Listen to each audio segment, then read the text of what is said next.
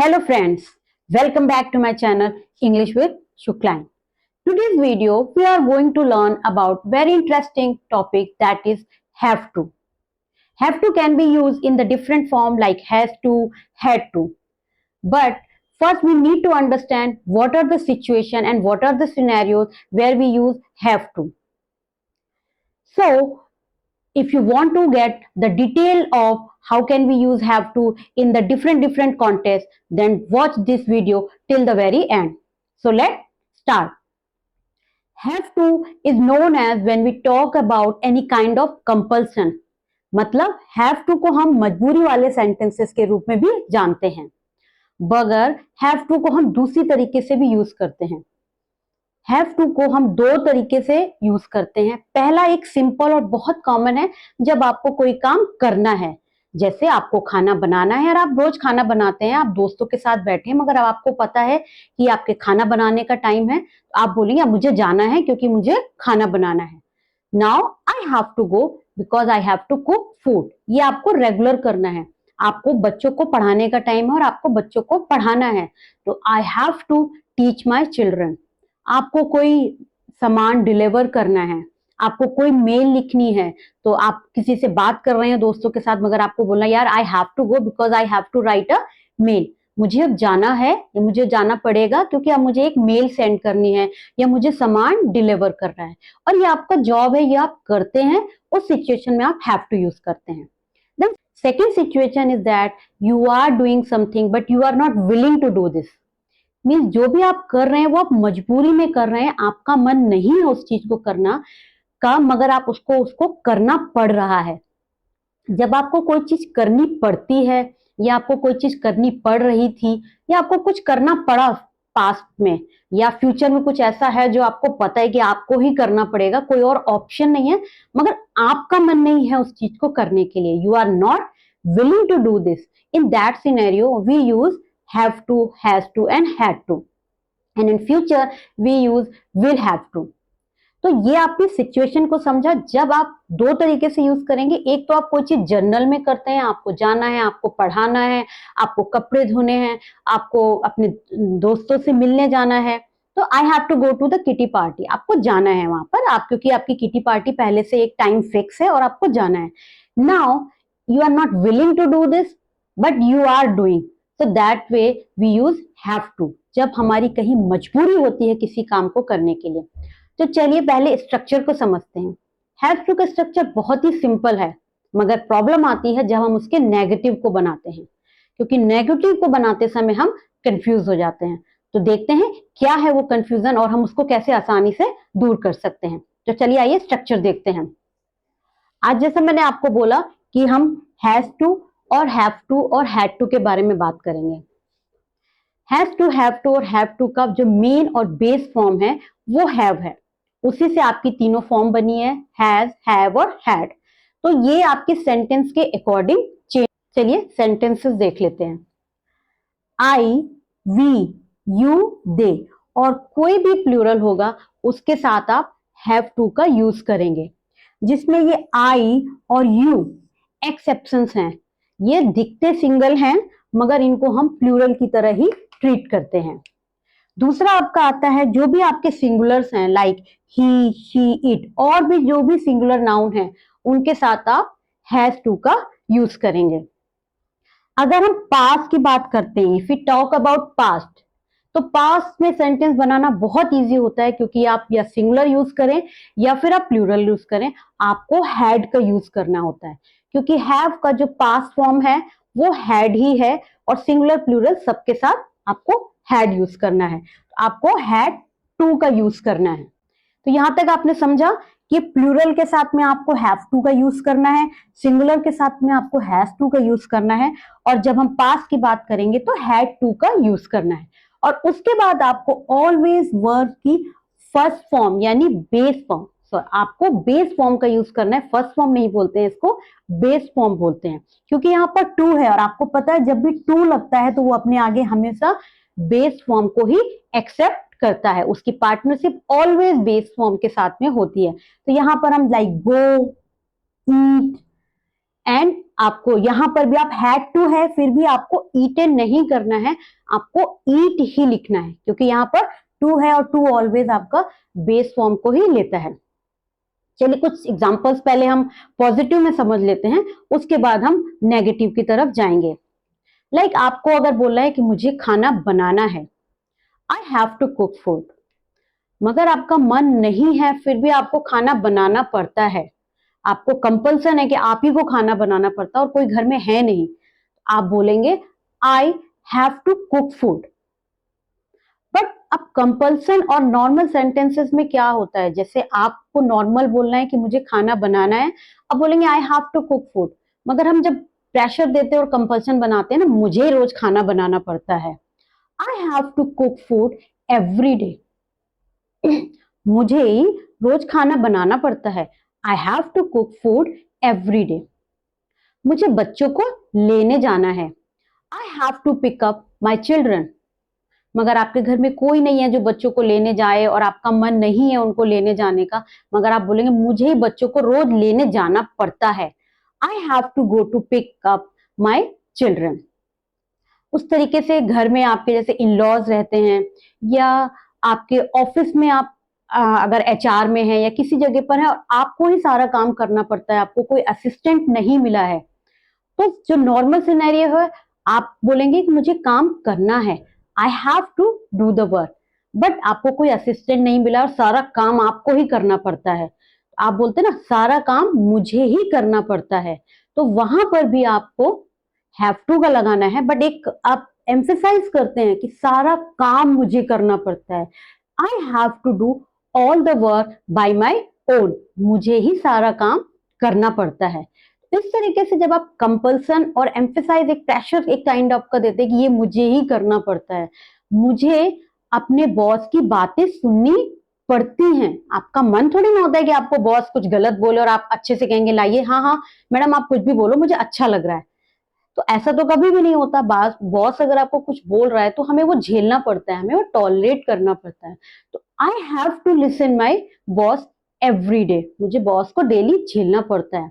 Suppose आपके कोई friend है या आपका कोई जो एक चेपू टाइप के फ्रेंड्स होते हैं, आपने वर्ड हमारी लैंग्वेज में यूज होता है जो बिल्कुल पीछे ही पड़ जाता है, आपका मन हो उससे बात करने का या ना करने का, वो आपके घर में आ जाएगा, आपको क्या कहते हैं कि आप मुझे उससे बात करनी है, ऐसा नहीं होता है कि आपको इंटरेस्ट है उससे बात करने का, मुझे उससे बात करनी पड़ती है या मुझे उससे झेलना पड़ता है, क्योंकि आप नहीं चाहते किसी को परेशान करना या किसी को दुखी करना, तो एज अ गुड जेस्चर आप उससे बात करते हैं, मगर बोलते क्या है, I have to tolerate him, मुझे उससे झेलना पड़ता है, मुझे उससे बात करनी पड़ती है, I have to talk to him. तो इस तरीके से आप सेंटेंस को बना सकते हैं। अगर अब हम पास की बात करेंगे, आपका कोई दोस्त था और आपके पास रेगुलर आता था, बट लकीली अब उसका ट्रांसफर हो गया, वो आपके घर में नहीं आएगा, आप क्या बोलते हो, अच्छा हुआ चला हो गया, मुझे तो उसको रोज झेलना पड़ता था, thankfully he has gone, otherwise I had to tolerate him every day, मुझे उसको डेली झेलना पड़ता था। अगर आपकी जो बॉस है बहुत किटकिट करती थी, आपको परेशान करती थी, फाइनली उसका ट्रांसफर हो गया, तो आप क्या बोलोगे, अच्छा हुआ बला टली, रोज चिक चिक करती थी, रोज झेलना पड़ता था, आप क्या बोलेंगे, आई हैड टू टॉलरेट हर एवरी डे, मुझे रोज उसकी बातें सुननी पड़ती थी, मुझे रोज उसको झेलना पड़ता था। इस सेंस में आप हैड टू को यूज कर सकते हैं। अब आते हैं इसके नेगेटिव को, तो नेगेटिव में थोड़ा सा आपको ध्यान देने की जरूरत है, वो आइए चेक कर लेते हैं। उससे पहले आपको एक रूल जानने की जरूरत होती है कि जब भी आप डू, डस या डिड ये अपने सेंटेंस में यूज करेंगे, whether you are making negative और whether you are making interrogative sentences, whenever you are using do, does and did, you will always use base form of the verb, जो आपकी base form होगी वो आप use करेंगे। तो आप जब डू, डज और डिड करते हैं तो आपके लिए वहां पर हैव टू आप यूज तो करेंगे, मगर वहां पर रूल ये चेंज होगा कि जब आप प्लूरल बनाएंगे आई, वी, यू, दे, तो आप डू के साथ नॉट लगाएंगे और वहां पर हैव टू ही रहेगा, कोई चेंजेस नहीं होंगे, क्योंकि ये प्लूरल है, डू के साथ में हम हमेशा बेस फॉर्म यूज करेंगे तो हैव टू ही रहेगा। रूल चेंज कहां पर होता है, आपको कॉम्प्लिकेशन कहां पर मेन प्रॉब्लम आती है, जब हम सिंगुलर की बात करते हैं। ठीक है, जब आप प्लूरल बनाते हैं तो आपको कोई दिक्कत नहीं होगी, क्योंकि प्लूरल के साथ अगर आपने डू यूज किया है तो आप हैव टू का यूज करते हैं। प्रॉब्लम आती है जब हम सिंगुलर की बात करते हैं, क्योंकि सिंगुलर में हमें पता है हम हैज टू का यूज करेंगे, मगर जैसे ही हम नेगेटिव या इंट्रोगेटिव बनाएंगे तो वहां पर हम ही, शी, इट या कोई भी सिंगुलर नाउन होगा हम डस का यूज करेंगे। जैसे मैंने अभी हमको रूल बताया कि जब हम डज, डू या डिड किसी का भी यूज करते हैं उसके साथ ऑलवेज बेस फॉर्म का यूज करते हैं। तो हैज और हैव की जो बेस फॉर्म है वो हैव है। तो जब नेगेटिव बनाते हैं तो आप सिंगुलर के साथ भी हैव का ही यूज करेंगे, हैज का यूज आप नहीं करेंगे। आपको सिंगुलर बनाना है तो आप डस का यूज करेंगे और डस के साथ आपको हैव टू ही लगाना है, हैज टू नहीं लगाना है। यानी आप सिंपल वे में लर्न कर सकते हैं कि जब हम नेगेटिव बनाएंगे, वेदर इट इज सिंगुलर और whether it is plural noun, आपको सिर्फ और सिर्फ हैव टू यूज करना है। डू डस तो आपको पता है कि सिंगुलर के साथ आप डस लगाते हैं, प्लूरल के साथ आप डू लगाते हैं, तो आपको कंफ्यूजन नहीं होगा। उसी तरीके से जब हम पास्ट में बात करते हैं तो पास्ट में जब हम हैड लगाते हैं, या सिंगुलर हम वर्ड यूज करें या हम प्लूरल वर्ड करें, उसी तरीके से जब हम नेगेटिव बनाते हैं तो हम हैड नॉट नहीं करते हैं, हम वहां पर डिड का यूज करते हैं। हम हैड नॉट न कर हम क्या करते हैं, डिड का यूज करते हैं। और जैसे ही डिड आ गया तो अब आप भले ही पास्ट है, आप क्या यूज करेंगे, हैज, हैव, हैड का बेस फॉर्म, और वो बेस फॉर्म हमारा हैव होता है।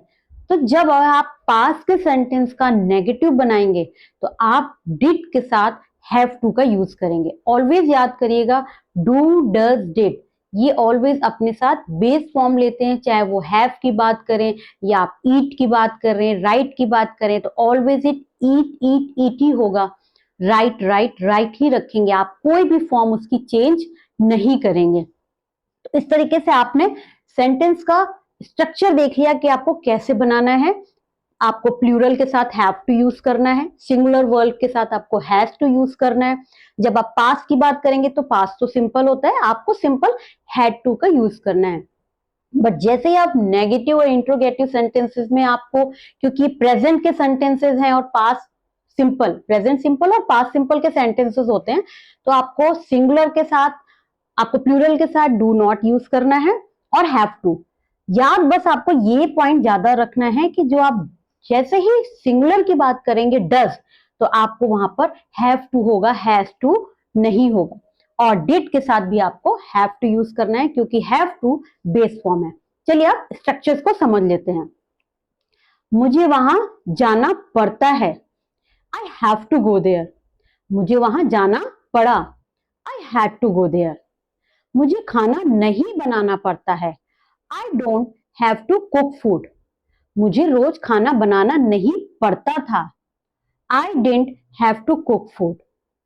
उसको रोज पढ़ना पड़ता है, she has to study every day. उसको रोज कोचिंग नहीं जानी पड़ती है, she doesn't have to go to coaching every day.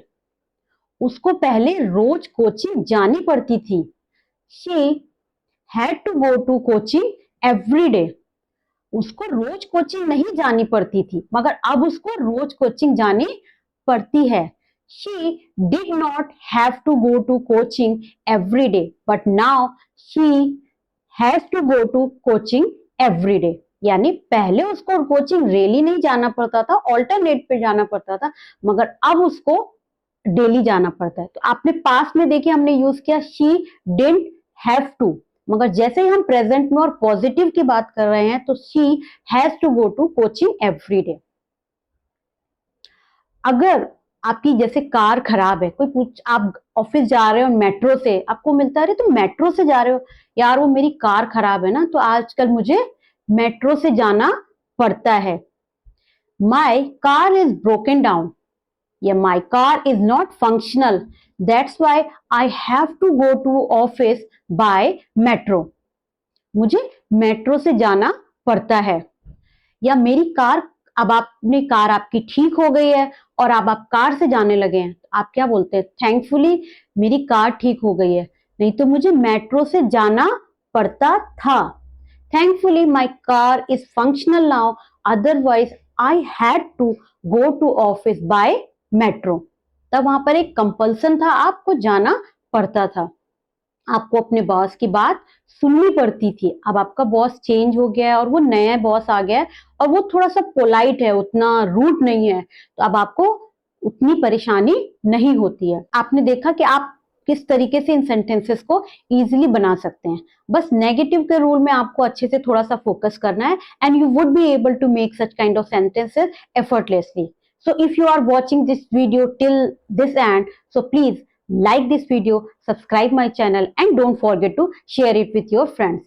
We will meet again in next video. Till then, bye bye, keep learning and be positive.